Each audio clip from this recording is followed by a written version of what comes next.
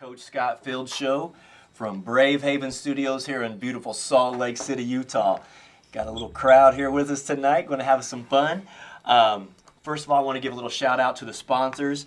Chuckarama is on with us. Fine Family Dining. The choice is yours. Chuckarama. Yeah.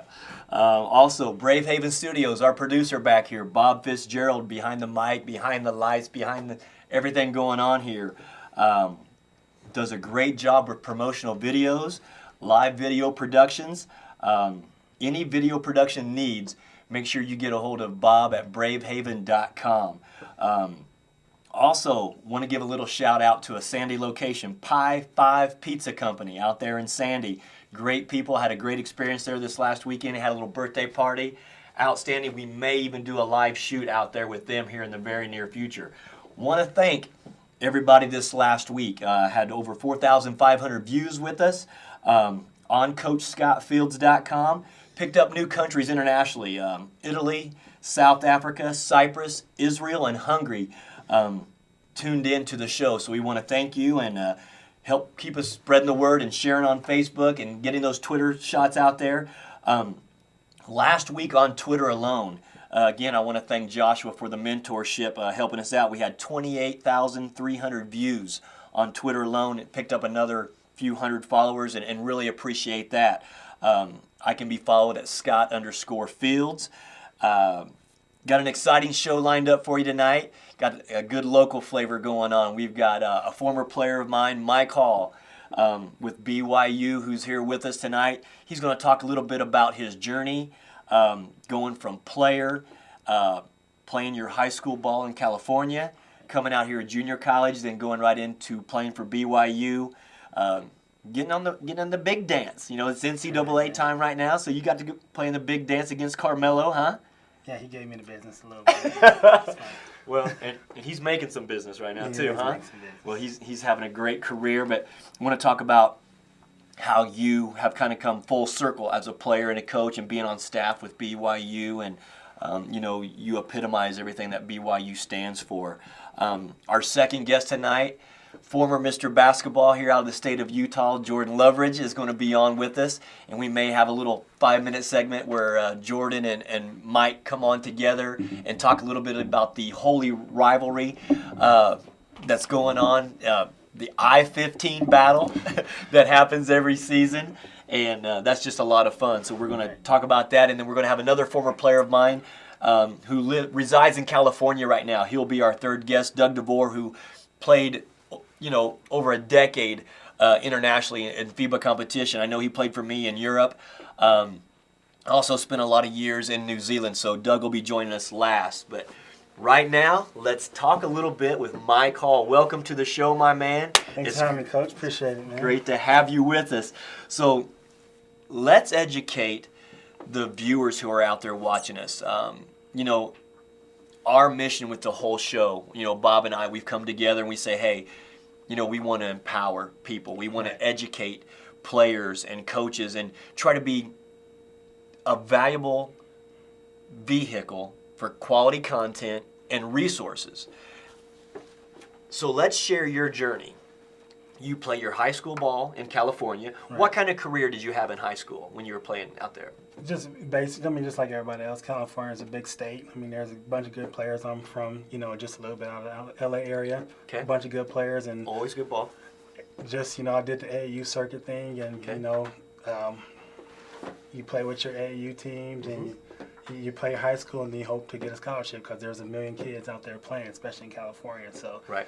I was fortunate enough to play well, played against some really good teams, got to play against Model Day every year, and then you got Dominguez, and those teams are in our, right. In our, when you go to state in our league or in our division, as you say, and then playing against those teams kind of get you a little bit of exposure, and you see them in the summer. So, okay.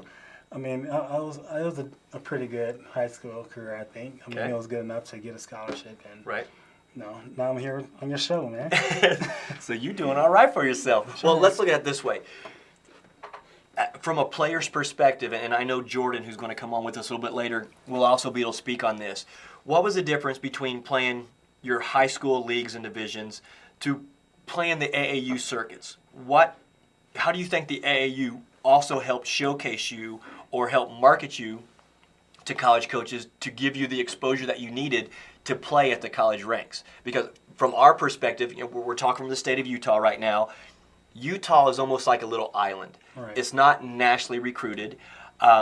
And it feels like, and from my observations, I have a son who played, the last 3 years with Thurl Bailey's group. Right. And I could see him playing against the bigger, faster, stronger athletes where it helps give him a measuring stick to see where his ability's at against people other than the people that he plays against every day. Right. The same competition. I mean, the athletes were bigger, faster, stronger, and he could kind of test and see where he's at. And it also exposed his weaknesses. But how did it help you in your preparation going from the high school transitioning into the college level? Even though it's just junior college, Right. how did that help prepare you? Well, I think you said already. It's a measuring stick. I mean, in high school teams, you don't have a bunch of good players, but in AAU, most teams have the best players from each high school. Sure. In that way, you get to see where you are as far as your ability, and then, if you go out there and do well, then the college coaches are out there looking at those players who are supposed to be the big-time players, and you do well, and then from there you get your name out there. So you're going to be playing against – AAU is just kind of preparation for college. You play against the guys who are for sure going to go to college. Mm-hmm. These guys are going to be in college. These guys are going to be the next dudes in the league. So it's like you said, it's a measuring stick, and you kind of get to test yourself against them every summer. Do you feel that playing the AAU circuit better prepared you for the next level, or do you think it was the combination of both your high school and AAU, or do you think the high school was just as important? Because there's a lot of debate out there going on. What is better? What are the coaches? Because back when I coached at the college level for 14 years, Right. AAU basketball wasn't as prominent, and so it was mainly going to the high school games, across the country to get a nationally ranked team. We were number 2 in the nation Right. at Chippewa Junior College, but that's because we took a lot of local talent that had slipped through the cracks Right. for Division I, or maybe they weren't academically qualified. But for you, what was the best for you as a player to say, okay, this is what I need to do? Did you have quality coaching? Did you have good mentorship? Who was really in your corner that you first believed in and first believed in you to give you that boost? Well, I think for the most part, my AAU coach, and I had a really good high school coach too, but my AAU coach actually, he was the one kind of gave me that nastiness. Okay. You know what that means? I think both AAU and high school both they help you because high school is more structured. High school Right. basketball more structured. When you get in AAU, it's you against that guy. If this Okay. guy's a big time, you want to go out and see where you Yeah. are and Okay. see if this guy's really that good. Okay. So I think both AAU and both high school help you. And then obviously when you're recruiting and being recruited, AAU is where you first get that first look. Mm-hmm. And then once you start getting recruited, high school is where the coaches come see you and Right. kind of keep tabs on you, see how you're Sure. doing. So I Sure. think it kind of goes all together and it helps you prepare for college, Good high stuff. school and both AAU. Good stuff. Okay, so now take me from your high school and your AAU. Where did you sign your junior college scholarship at? So I went to Pepperdine University at high Okay. school. Okay. Things didn't work Beautiful out campus. there. Great campus. I'm not. The beach isn't for me. Okay. Apparently, and we had a coaching change there. Coach Van Bredekoff was there. Mm-hmm. He left, and then I actually Coach Gilbarn. He's at University of Hawaii. He was an assistant at Pepperdine at the time. Right. He said, "Hey, I know this great JUCO in Utah, and I'm from California." I was like, "I'm not going to Utah." Okay. You know what I mean? But it turned out Coach Carey's probably been the best coach. He was the meanest dude I ever met in my life. But, I appreciate him more after I left because he kind of helped me. He pushed me to become a great player. Was it more that he helped you with the mental preparation that it takes to play at the Division I level? Or because I want to kind of retract because you mentioned, AAU ball, is a lot of transition game. It's up Right. and down. It really showcases the athleticism.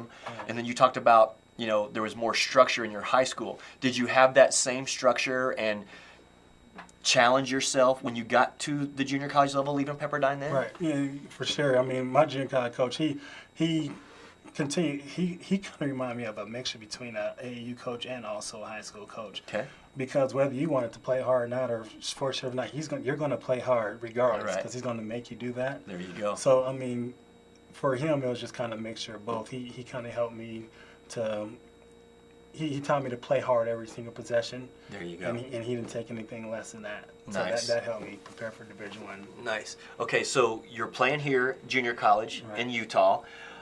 How did that recruitment go? Did you have like a wish list? Once you left Pepperdine and got into the junior college, did you have like, I want like these 4 or 5 schools, or where were you getting the most attention? You obviously signed with BYU, became a Cougar here. Right. But what was that like?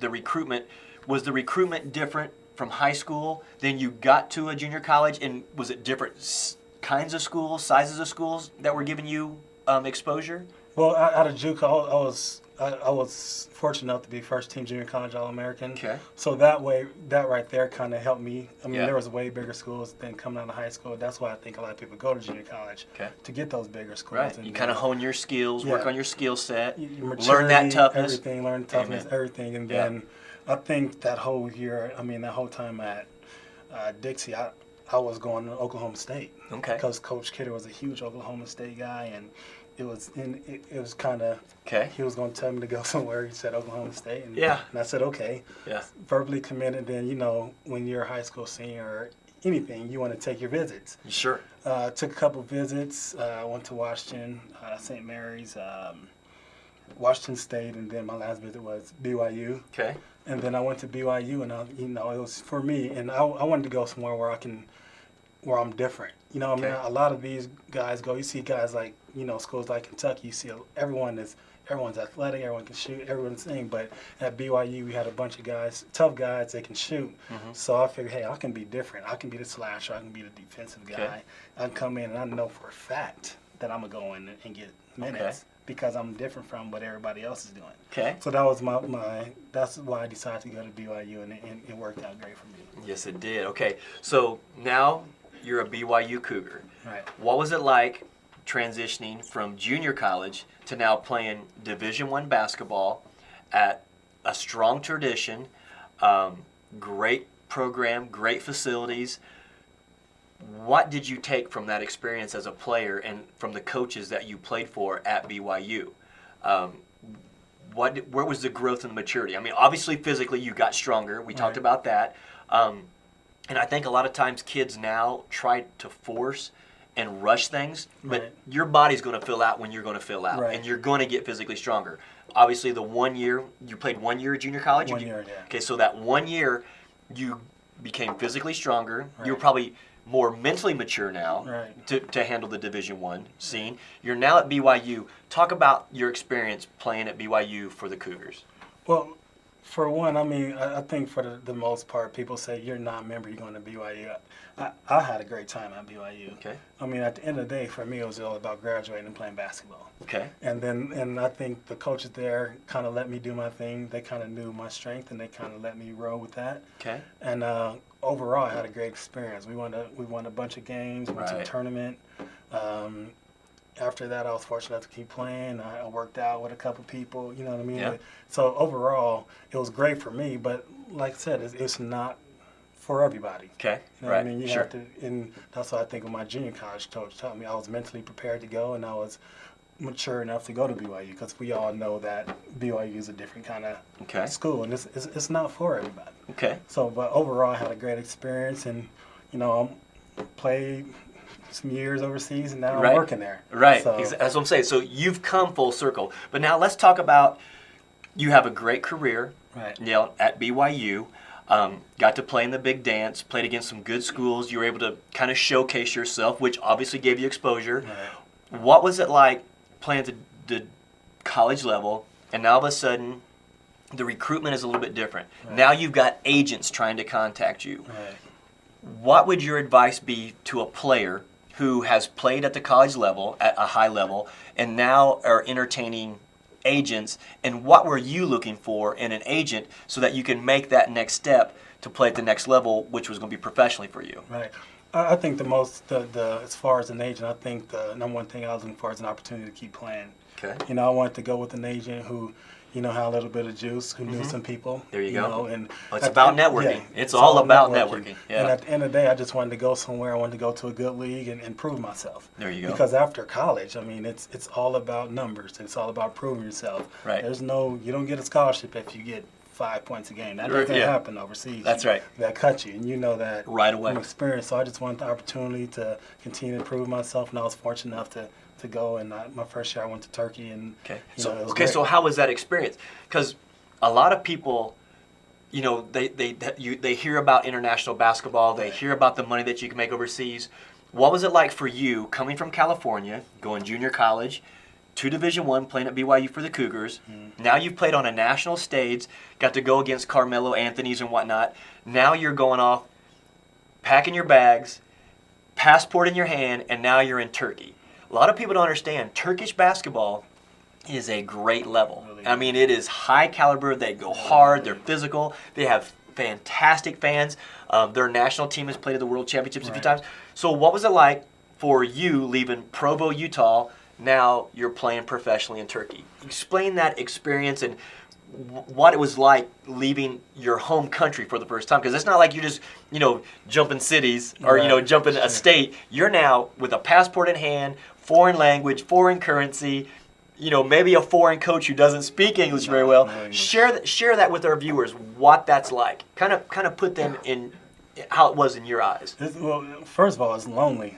Okay. You get there, your first couple of weeks, they put you in a hotel. Okay. Because, as soon as you get there, since you have a contract, but it's not guaranteed. Okay. Because, you know as well as I do, that first couple of weeks they can right. send you home, or they can give you a check. Yeah, they're either going to like you. Okay. You're going to stay in an apartment, stay in a hotel or give you an apartment. Right. So I walk in, I came right off the plane. As soon as I got off the plane, they took me straight to a little clinic. Okay. Got all checked out. They do all those crazy Their doctor tests. checks. Okay. You're in there forever. Because if they don't like you and their agent lies and says, oh, he's 6'7" and you come in 6'3", it's a problem. They're going to make sure that you don't pass the medical exam. Yeah, exactly. So I'm just throwing that out there because it does happen. But go ahead. So they get you all checked out. We're straight from there. Bag still in the car, straight to the first practice. That's hard. I was the first American on scene, and I walked in the locker room, these giant Turkish dudes, and I thought to myself, I was like, I don't know what. It's going to be a problem out here. And then you go in, and everyone's cool, and basketball is universal. You may not speak the language, but at the end of the day, basketball is basketball, and you can pick up on stuff pretty easy. Yeah. So I had a point guard. He was a national team point guard for me. His name was Haka something, but he was the best Haka, give me the ball. He was the best point guard I've ever played with. Okay. And he just kind of came out and said, hey, you shoot. Mm-hmm. You told me to shoot because that's why I'm here. here. That's your job, right? You told me, these local guys, they're here to do the role playing. Yeah, You're here that's to right. do your thing. That's so right. First practice. Now, let's reiterate that. Okay. They have their local players. Right. They have their local talent. They usually have a local coach on staff. Right. The local players take care, like you say, the role playing. Now, you may have an outstanding national team player or two, which, let's be honest, teams win when your local players are outstanding. Right. Let's be honest. Now, a lot of people, there's a misconception about that because a lot of people have the misconception that when they bring the foreigners in, whether there's 2 foreigners on a roster, could be 3 foreigners on a roster, they think that if the foreigners aren't good, they're the first ones to get sent out because you're being contracted to be the man. Right. So I want to clarify that because there's a lot of people with the misconceptions. Oh, I can go over there and get my $10,000 a month, just to facetiously say, I'm gonna get my $10,000 a month. I'm gonna get my win bonuses, and all I got to do is get 4 or 5 assists and get a couple rebounds and just play. No, that works. So educate. Let's educate the viewers and someone who thinks they want to go play professionally. What is it? What? Well, at the end of the day, the local players can get a couple assists. Local players can get a couple rebounds. Right. You're there to help the team win. You're there to score points at the end of the day. And, once you get higher and higher, like in the league like Turkey, they don't expect you to score 20, 30 because the local players are so good. Yes, right. But they do expect you to hit open shots. That's a different market there. Exactly. Yeah, now there's lower level markets. Right, where they expect you to. Some of the Scandinavian countries, some of the smaller European countries, the Switzerlands, the Luxembourgs, just some of the smaller countries. Well, if you go over to sign a contract with them, they want you to get to 25 points. You have to get 20, every night. Right. The bigger leagues, your Italy's, your Greece's, Germany, you can come over there and get your 15 to 18, but you have, hopefully the coach or the general manager has said, okay, this is your role, this is our expectations. Right. And I think that's where I kind of carved a niche for myself, having so much success internationally, was when I brought a player over, I was going to make sure that player was comfortable and he knew his role and he knew his responsibilities. Exactly. And I think that's why we had so much success, because we were able to teach. But let's be honest, it's not like that in every country with every coach or every situation. Sometimes you come into a country, you don't even know what they want. They just throw you out there and say, hey, win games for me. And if you don't win games, the first person to go is the American. Right. They don't get rid of local players as much. They get rid of the American players. And, I mean, it's a cutthroat business. I mean, the league, obviously the league, you have your guaranteed contract, so if you don't perform well, you still get your money. Right. Overseas, no, they give you the next month. Yeah. Check and then send you on your way. Yeah. You know what I mean? So you got to be consistent. You got to perform. You have 2 bad games, they start to think like, okay, 3 bad games, you're going to have a new teammate. Right. Like, and that's just kind of how especially in countries where, let's be honest, not everybody who's making basketball decisions have basketball knowledge. Exactly. And a local player can say, well, maybe there's a personality conflict or something. You might still be doing well, and there could be a player, scoring 18, 20 points a game, and you're still getting home because maybe a local player, there's a conflict or something, or maybe he's jealous and he's not getting his shot, and you're getting sent home, and now you're trying to provide for your family, and you're like, I don't understand why I just got sent home. It is so it happens. And there's a bunch of, so many things plays a part in you being successful and playing overseas. Sure. Everybody wants to go play. Oh, I didn't play college, but I'm gonna try out for this team. I'm gonna go over. Because they think they can just go do it. You think you just go do it? It doesn't work like that.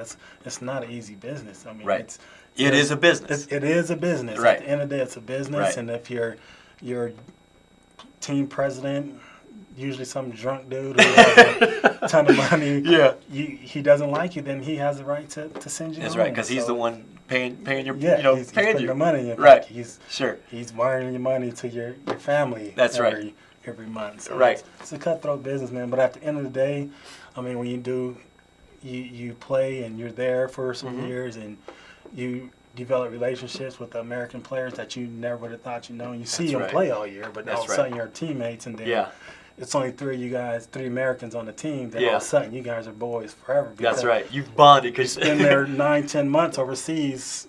That's right. With the same dude, because you guys know. Yeah. How it is to be American over in these foreign countries. So. Sure. Okay. So you played in Turkey. Right. Then after you played in Turkey, you came back to the States, I went to France. Went to Turkey, then France, and then I came back, and that's where we met. Okay. So let's share that experience. Okay. Because again, sometimes in minor league basketball, it's not all jets. It's not all glamorous. It's not. We're stuck on a bus for 12, 14 hours, in sub-zero weather and trying to find a way to Montana. win. Per diem hasn't been paid or something. But anyway, I met you.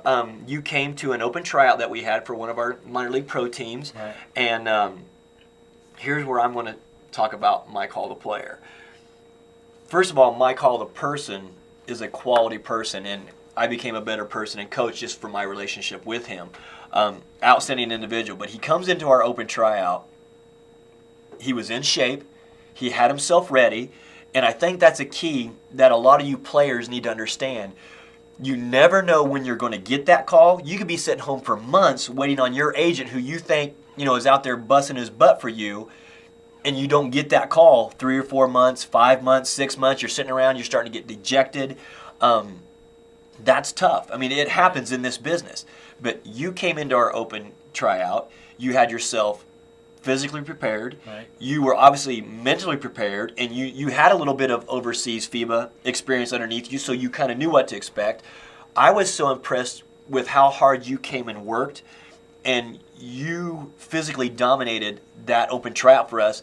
And to me, it was a no-brainer because, one, you were a local guy, so local people knew about you and your success, right. But you worked so hard, and you were a defensive stopper.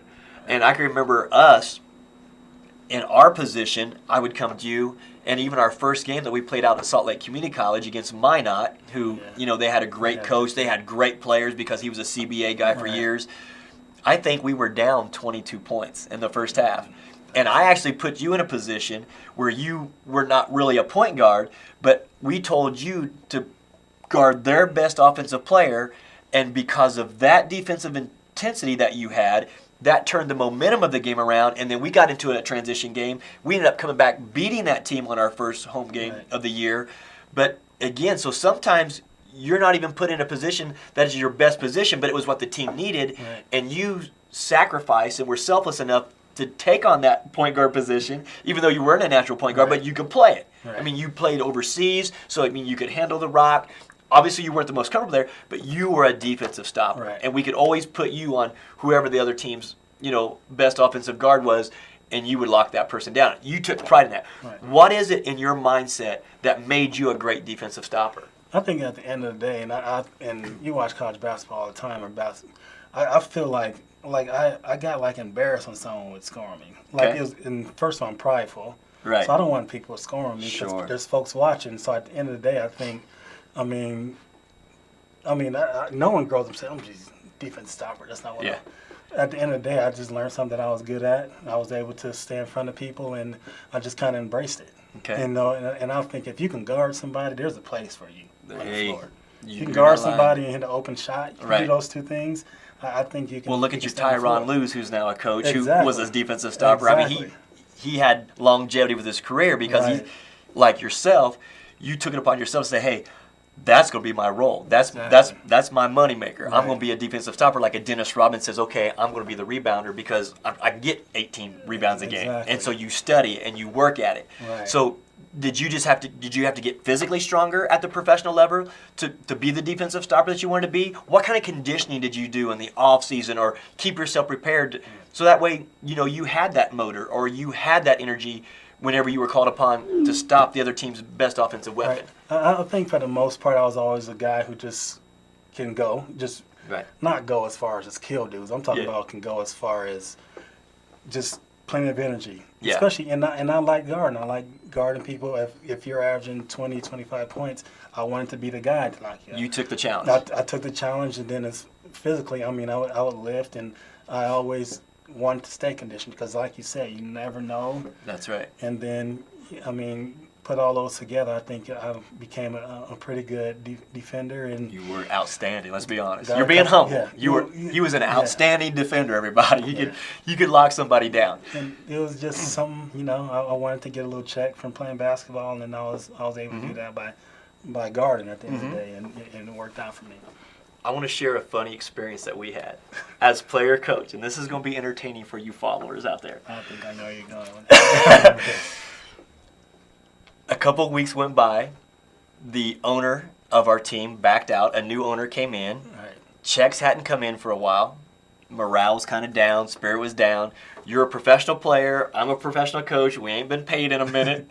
Per diem wasn't paid. We do a little sit out and say, "Hey, we're not getting on this bus till we get our per diem at least." So we're promised that the per diem is going to come in. And again, those are just one of those things as a player that you expect to be taken care of. Exactly. But in minor league basketball, sometimes the reality is they couldn't get it done. You never know. So we're going up to play, I believe, the Butte. In Montana. Somewhere in Montana. In Cole, Montana. Right outside of Anaconda, Montana. Look that one up on your Google Maps. So we're going up there to play a game. And we're in the middle of a battle. And, of course, I know everybody's spirits are kind of down because we haven't been paid in a minute. The per diems were there. Guys are hungry, and they're just mad. Mike comes out, and because I know you were so prideful and trying to challenge you in my own little way, didn't yell, didn't scream. I just go, "Mike, he's punking you." And your reaction to me was you said, "Coach, no, put me back in." I said, "Are you going to get punked?" And you're like, "Put me in." Put Mike back in. So basically he just walks off the court. We have a short little interchange for 10 seconds. He goes back in. I don't think the dude ever touched the ball again the rest of the game. But it's times like that you can look back, 7, 8 years later. But I knew how prideful you were in it, and I saw that he was playing with a little more energy and urgency. Those guys didn't know that our per diems weren't paid. The fans don't know those things. But I was trying to find a way to inspire you, and I was like, "Don't let him punk you." "Oh, he ain't going to punk me." And you went out there and put on a show and locked that guy down, and we ended up winning the game. And it was just a fun experience. But again, that was you being mentally tough, accepting the challenge, Right. and I just tried to push a button on you without yelling or screaming, but it got the message across, Yeah, you and pushed it. you It's were pushed. inspired, and all of a sudden, now we had urgency, and we win the game. Right. And the owner also owned that team up there, but Oh, he was yeah, going to that's right. fold our franchise, and so we just beat his team that he was going to keep Right. alive. Now That's a lot of that's minor pride. league basketball that you don't see on most shows. You don't hear So about that. that's real deal, That is right? real.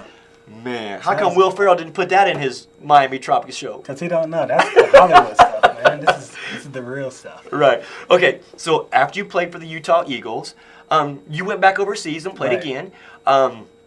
I believe Japan. I went to Austria after That's that. right. I went to Austria. Okay. And how was that experience? How was the difference between Turkey and Austria, and you as a player now playing a few more years professionally? Right. So Austria is obviously a way smaller country. It's a smaller league. We were fortunate enough to play in the Euro Cup. It was a Euro Cup team, that's so right. which is nice. But it's a smaller league. I mean, you can bus, 4 or 5 hours each way to get Yeah. to a team. So smaller league, way more low key, and it was just nothing like. It wasn't ran like the Turkish league. Yeah, it wasn't, right. It wasn't ran Just like different that. level. Different level. I mean, they were professional. They paid That's us right. on time, but Yeah. like I said, it's a different level, and I mean the talent was good. There's always good Oh, players. yeah, There's always right. good players, and You got to respect it You because have to respect yeah, it. if not, they're going to They'll sneak send you home. They're going to sneak you. Yeah. they'll beat you and they'll send you home. And Yeah. it was a great time, great league. Our team was really good that year, and the only thing I remember most about that league is we kept winning. Okay. And we were there for had probably a 10 and a great year. half months. And your family got to come visit, correct? Yeah, they were coming. Tara Yeah. was pregnant with Hallie with our first Yeah. kid, and Yeah.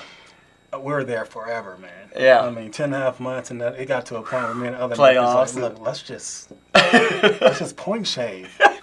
But the less you care, the better you play. Yeah, yeah. So we just kept winning. We were like, damn, man, we're never going to get out of here. Yeah. But we finally ended up losing, and at the end All of the that day, it was Sprechen Sie Deutsch in your ear, right?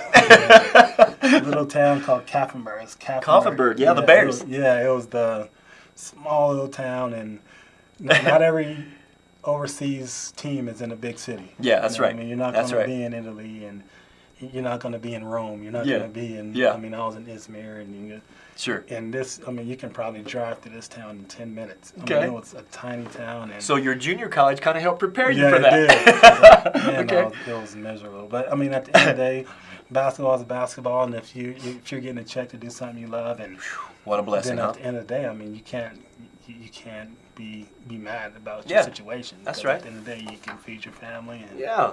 and you're getting Doing your what check. you You're love doing to what do. You love to do. Wow. And so then after Austria, you end up playing in Asia. You were in Yep, Japan for a went to while. Japan, right. And, okay, now how was that experience? Because my experience and observations coaching around the globe, a little more physical in Europe. Right. Asia, smaller, not quite as physically strong, but quick.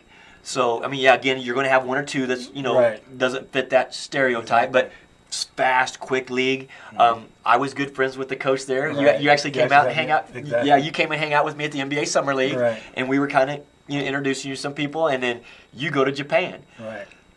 Let's talk about that. The day you leave for Japan, your son is born. The day I got off the plane and called my wife to let her know I made it, and the dude's here. And okay, let's share with the viewers here. Tara's at the hospital. Right. I'm Skyping with Tara. I'm communicating information to you that, Right. hey, congratulations, Daddy. You just had a baby boy, and you just landed, and you're ready to go play in Japan. Man, So what was that like? You got a family at home for a short time. Your wife just had your second child. Right. Do you feel more pressure because now there's a family? It's not just Right. you trying to take care of it.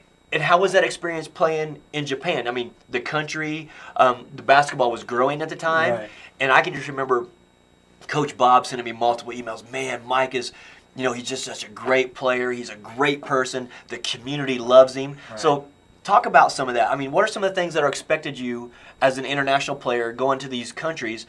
What kind of things did you have to do off the court? Right. Well, I mean, at the end of the day, it's just like college. I mean, Yeah. you're representing that university, you're That's right. representing this team.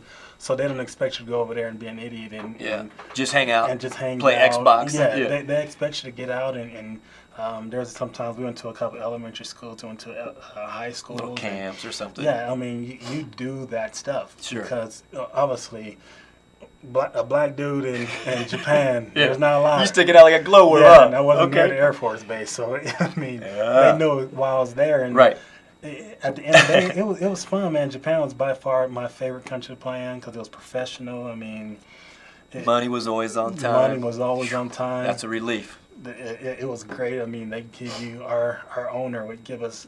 There's a rival team, and you play them quite a bit because in Japan you play way more games. Right. In Asia, period, you play way more games. Right. In those countries. Smaller country, you play each other more times. So we'll play our rival a couple times, and we won the game. The GM will be super happy, so he just comes in and gives you cash here. Bonuses. He's drunk. Bonuses. He doesn't know what's going Bonuses. on, but he gives you. And it's all about cash. But at the end of the day, man, it was fun. Japan, they treat you well, man. And Yeah. there's cardboard cutouts of you in the gym. Yeah, They yeah. have your little jersey. I mean, it's the most professional league I ever played Now, in. did you get to shoot any commercials? Did they have you speak Japanese or anything? Did Yeah. you ever have any of that? So there's a show. It's kind of equivalent to ESPN, but not as big. Right. It was more of a local deal. So you kind of sit like this. Yeah. And you go on and they speak to you in Japanese, but there's something in your ear. Right. So you got a translator helping you. So you just talk to them in English, and I got a chance to do that a couple of times. Great experience. It was fun, man. Yeah. It was fun. But as far as the culture in itself, it's just big time. The city and everyone loves you, and it's just it's a great place to play, man. You have to wear suits to games. Yeah. And, you know what I mean? You have to all arrive at the same Professional, time. yeah. Super professional. When you travel on the plane, you wear a suit on the plane. I mean, it's super professional, and you felt like this is, as far as the organization, as far as how they ran stuff, it was set up like an NBA team would run their team. And, and they expect you to perform, though. Sure. But at the end of the day, it was a great experience, man. Okay, so now you're wrapping up. You're about ready to retire as a player. Right. You've got to play professionally overseas. Got your passport stamped a few times. Got to travel the globe doing what you love to do. Right. Playing the game of basketball. I mean, so you took basketball and used it as a tool to get life experiences. Exactly. Now you're retiring, and now you come full circle. A job comes open with the BYU coaching staff, and you get to be a part of staff. Tell us what it's like going from a player to now being staff, and now evaluating and assessing players. Now, of course, you was with basketball operations, so you took care of hotels and travel and that kind of stuff. But how do you see the game differently now as a retired player and now as a coach than what you did? Because there's a difference between a player's mentality and a coach's mentality. Oh, how do you see the game differently now, learning from Coach Rose and the BYU staff and how they do things at BYU? Because very successful program, nationally ranked. You got to coach Jimmer Fredette, who's now Sacramento now with the Bulls. So how do you see the game different? Well, you get it. You start to understand. You start to understand why you were yelled at for something that you didn't think it was stupid. But obviously, in the coach's eye, it was the dumbest thing you could have done. Okay. You start to understand. Hey, when we call a play, you need to do it. Yeah. You know what I mean? You start to see. There's a reason. Yeah. So now when I'm watching these NCAA games, I'm looking more at they're running this. That play was good. I don't look at the end shot now. Right. I mean, I obviously want the team or wherever who I'm rooting for to score the basket. But I'm more looking at what they're running. There you go. How they're Strategically or guarding, tactically. How are they playing this dude off screens? Are they following, or are they going over? Chasing, are they hedging the pick and rolls? Are they squeezing and going under? You start to think about all that stuff. As opposed to just seeing what the score is and who's making what shot. You just start to look at other stuff. I look at coaches' reactions when they call a timeout. The body language. The body language. You look at the body language of the players. You don't just look at the guy with the ball anymore. You look at what the other players are doing. That's right, because now you got a team to take care of. Exactly. So you start that stuff. You start to look at that stuff. So it's completely different as a coach and player, and that's why a lot of players can't be coaches because they don't look like it. And I'm not saying I'm going to be the greatest coach, but I think you just start looking at stuff differently. Right. it's more about the team than just the individual. So let me ask you this. You've played for many different coaches. Right. You've traveled the globe. Again, had different philosophies, different styles. You got to work. You played for Coach Rose. You worked for Coach Rose. What kind of things from me were you able to learn with my personality or how I did things? What did you take from me as a coach when we got to work together? Energy. Okay. Energy. I mean, always energy, playing hard, and winning. I mean, at the end of it, it's about winning, and you wanted to win. Yeah. You're always energetic on the court. You were quick to call somebody out. That was my story. And that's what it's all about. At the end of the day, you wanted to win. You wanted the guys to play hard, and you wanted those dudes to, do what they did. Yeah. Don't go outside your game. Right. Stay in your lane. Stay in your lane. Yeah. Do what you do, because that's why you're here. That's why Yeah. we're giving you this check, because you did this. And I Yeah. think that's, at the end of the day, that's what you Yeah. taught our team. And I appreciate that, because, I mean, there were challenges when we had to work together Right. because finances were bad. We changed ownership. Right. We say per diems and stuff around time. But I also wanted to try to make sure that we taught you life lessons, but Right. also developed you as a player, so that way we could up your market value from wherever you were at presently Exactly. in our little situation. Because if you think about it, a majority of our guys went on and got to play professionally with other teams Exactly. and hopefully up their market value, whether you went from a $30,000 a year player to maybe going to 60,000 or Right. 60,000, to making six figures. Right. And I always want to make sure that we could showcase our athletes so that not only would you get longevity, but you grew and developed as a player, Right. maturity-wise, and then try to help prepare you to segue to what you're going to do after basketball. Right. And that's where I'm most proud of you, because we've maintained our friendship.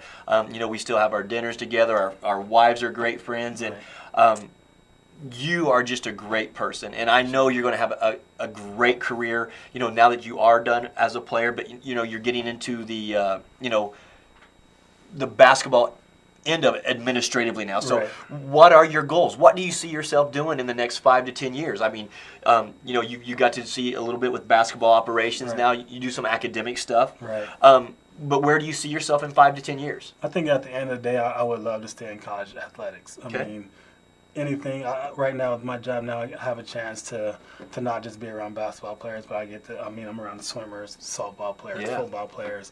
And, I think that's what my passion is. Being on the Awesome. coaching staff was great. I loved Yeah. it. But at the end of the day, I want to be able to work with every athlete. And Nice. if I can pick a job, and that's what this is kind of what I'm working at now, going back to school and stuff. But I want to become an athletic director. I can see that. I think that's what I want to do ultimately, and it's gonna take a while. You got to Sure. know people, but at the end of the There's day, a process. There's networking. Yeah, there's a you got process to with grind. everything. You got to pay your Exactly. dues. Yeah. But at the end of the day, I'm where I need to be right now. I like my job right now. I like where I've been. I like, the steps. I like the CBA experience. Yeah, that's That right. was You nice. learn if you can Exactly, learn from that, exactly. every situation. It's just going to help you Right. with growth, personally and professionally. Exactly. And I'm proud of you for I that. appreciate it, Coach. Hey,